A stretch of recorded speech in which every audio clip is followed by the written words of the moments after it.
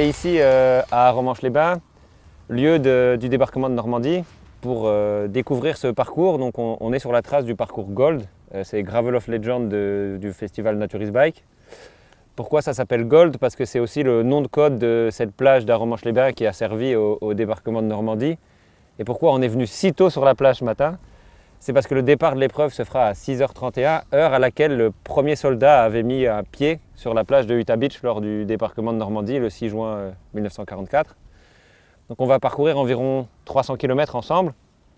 On va faire ça en 3 jours pour prendre le temps de profiter du paysage, de récolter un maximum d'infos sur le parcours et de vraiment prendre le temps de découvrir cette trace. Au fil de ces 3 jours, on va rallier Angers. Pourquoi Angers? Parce que c'est là qu'aura lieu le festival et le salon de Naturist Bike. Donc Renaud, Léo, merci d'avoir accepté mon invitation. Et puis je vous laisse vous présenter à notre communauté qui suit un petit peu toutes nos aventures. Je m'appelle Renaud, je suis ambassadeur pour Naturist Bike. Je suis ici pour la découverte et la reconnaissance du gravel, les 300 km qu'on va parcourir ensemble pendant 3 jours. Donc je m'en réjouis en tout cas. Donc je m'appelle Léo, journaliste pour veuxjemac.com, le média site internet VTT Gravel. D'abord, merci beaucoup pour l'invitation, Billy. J'ai hâte de voir ce que le parcours nous réserve. Déjà ici, c'est super beau.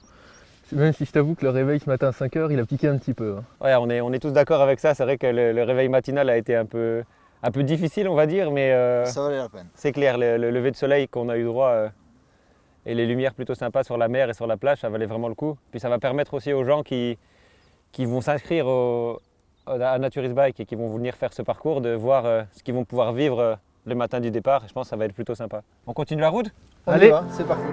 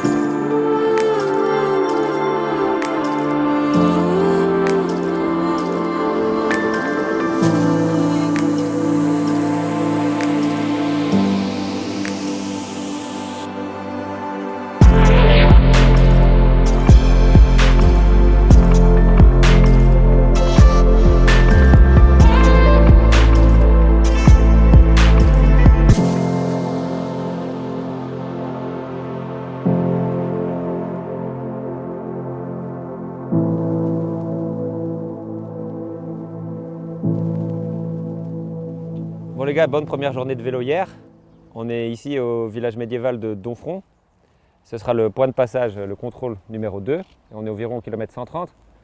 Donc hier c'était vraiment différent les paysages. On est parti de la mer. On a traversé la Suisse normande, on a fini par le bocage. Je ne sais pas ce que vous en avez pensé, mais moi j'ai trouvé que c'était plutôt varié. C'est vrai que oui, au début c'était des grandes traversées pour rejoindre la Suisse normande, une trentaine, quarantaine de kilomètres au milieu des champs. Derrière, on arrive sur la Suisse normande. Le nom ne vient pas de nulle part, hein, c'est très vallonné, on traverse des vallons, on passe au bord de l'Orne, au bord des rivières. Très joli, quelques belles descentes aussi. Puis ouais, c'était quand même assez physique. Ouais, c'est clair qu'hier, il y avait 2-3 montées qui piquaient bien les jambes. Qui piquait. Ben, comme Léo l'a dit, départ de la plage au tout début, c'est vrai qu'on a eu beaucoup de chemins forestiers, donc dépendant de la météo, surtout s'il y a de la pluie, ça risque d'être un peu plus gras, c'est un peu plus complexe. Le milieu du parcours, c'est plus vallonné, donc voilà, ça devrait aller. Par contre, la fin du parcours, c'est hyper roulant, c'est une chouette cendrée, ça roule très très vite au milieu des arbres, au milieu des bois, et avec l'arrivée ici à Domfront, c'est vraiment super. Est-ce que vous auriez des conseils à donner aux gens qui vont s'essayer au parcours Gold de Naturist Bike ou qui vont venir faire du gravel ici en général? Je dirais de ne pas s'enflammer, surtout à la sortie d'Aromanche, parce que le début est assez plat au milieu des champs. Donc on peut avoir envie de rouler fort, mais derrière, si on en dépense un peu trop, surtout avec le vent, la Suisse normande, ça va vite le faire payer. Ça risque d'être assez difficile. Bon, au niveau des conseils, surtout au niveau des pneumatiques, ça va dépendre de la météo. Le parcours est assez roulant, les conditions s'y prêtaient aussi, il faisait assez sec. Par contre, s'il pleut, là je conseille vraiment de prendre un pneu, surtout de bien checker la météo avant de partir, mais de prendre éventuellement un pneu avec un peu plus d'accroche parce que le début dans tout ce qui est chemin forestier, etc., ça c'est beaucoup plus compliqué. Je vous propose de reprendre la route, direction Laval aujourd'hui. Ce sera le point de contrôle numéro 3 du parcours Gold et on va voir ce que le parcours nous réserve. C'est parti. Allez.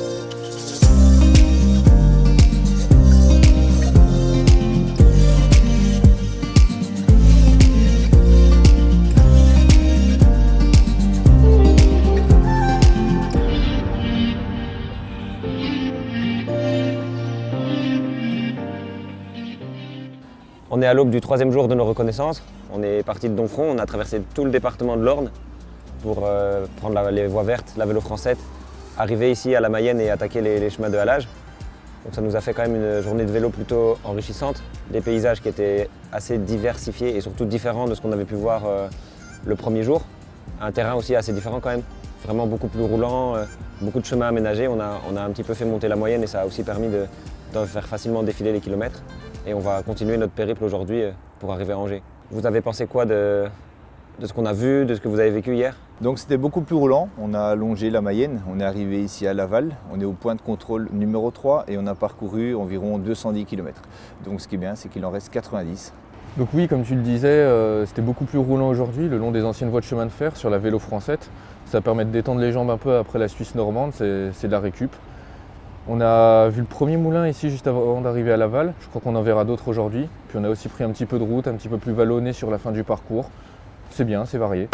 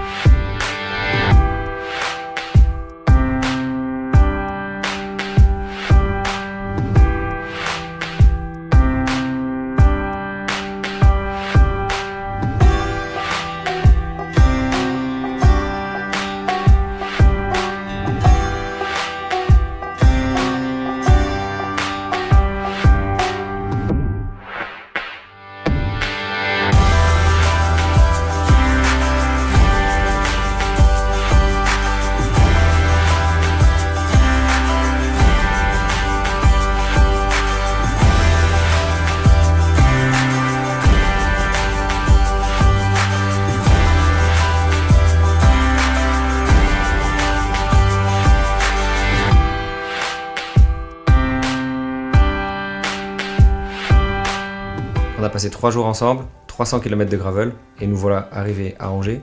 On aperçoit le pont Confluence qui traverse la Maine et qui sera aussi le lieu d'arrivée de la trace de Gravel of Legend. Gravel of Legend, ce sera une superbe aventure humaine et sportive, quoi qu'il en soit. Oui, c'est vrai Billy, c'est un beau parcours, mais c'est aussi un parcours difficile.